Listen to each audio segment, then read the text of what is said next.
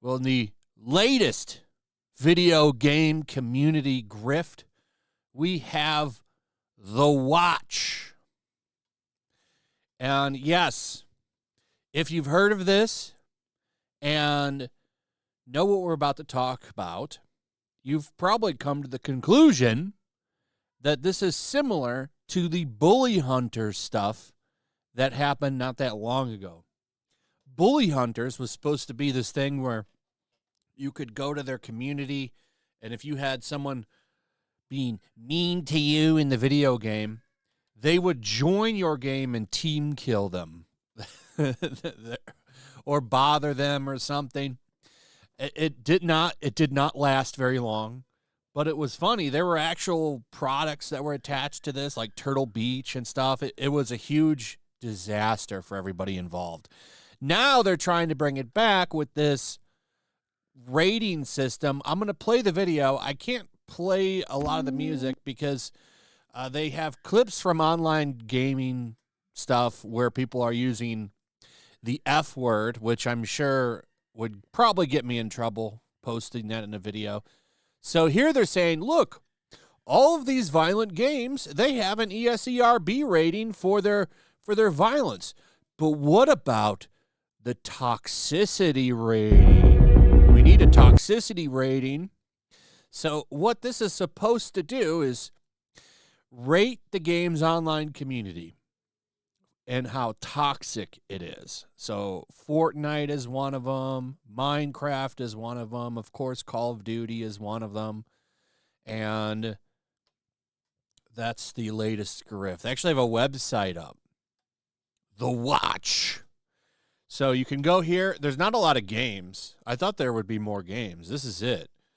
GTA Online, Halo Infinite, Destiny 2, Rocket League, Animal Crossing, New Horizons. What? Can you even use voice chat in that game? And then, of course, they have Call of Duty and Fortnite and stuff like that. Not a lot of selections. I'm shocked that Helldivers isn't in there because they've already been calling that a toxic community because people want you to be serious in a game where shit comes at you 24/7.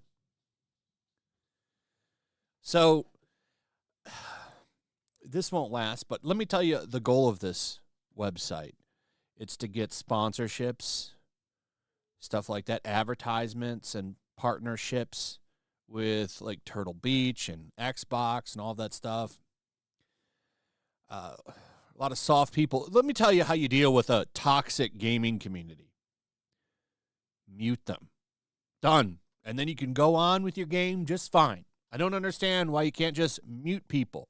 It's very easy to do. Usually just click on their name and it gives you an option to just mute them. And then they can yell into the wind. It's really not that hard to do.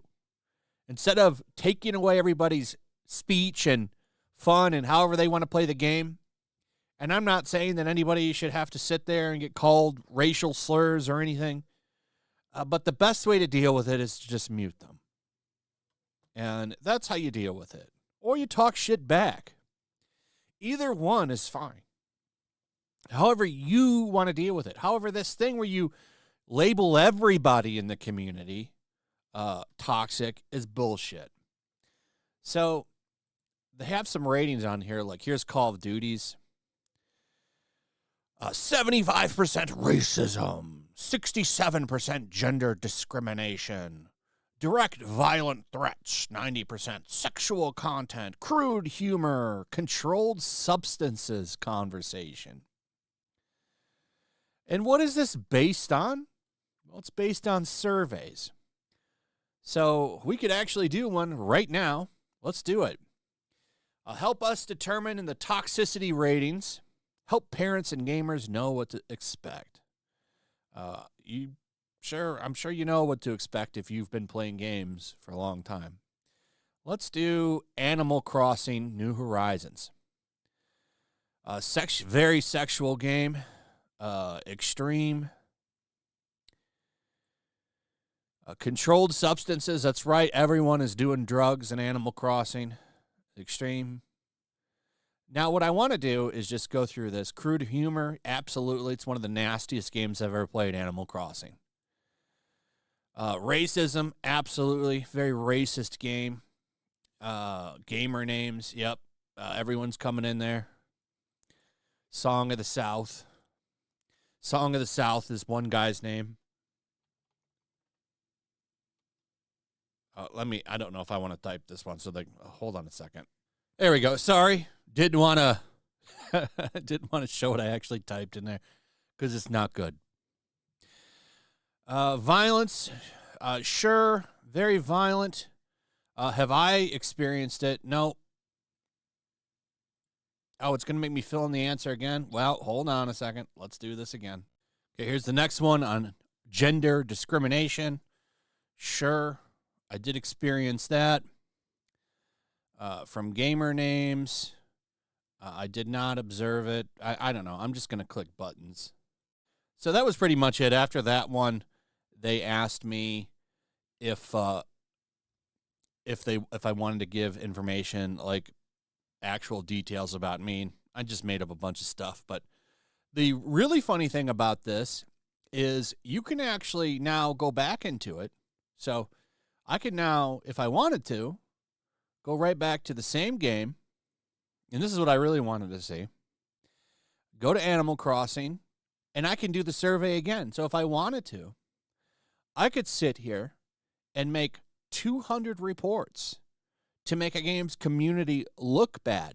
And what's really screwed up about this is if this actually goes anywhere, and I don't think it will, but if it does, right, and some game comes out and people are having a good time with it, but there's a small group of people who aren't very good that get ridiculed when they go into games and perform really badly. Like if they get matched up with a group of people that do want to do good or they get made fun of, well, they could sit here and do 200 of these and bring the game's community rating way down.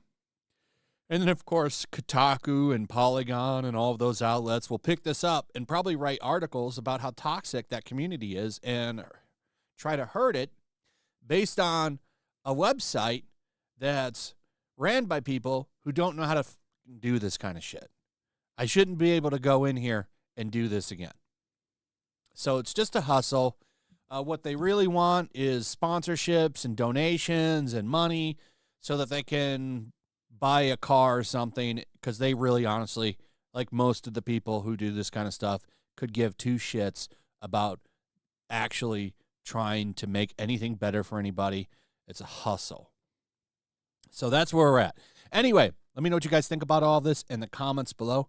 Also, if you would, please like, subscribe, share the video. Make sure you're still subscribed. Hit that notification bell, and I'll see you on the next one.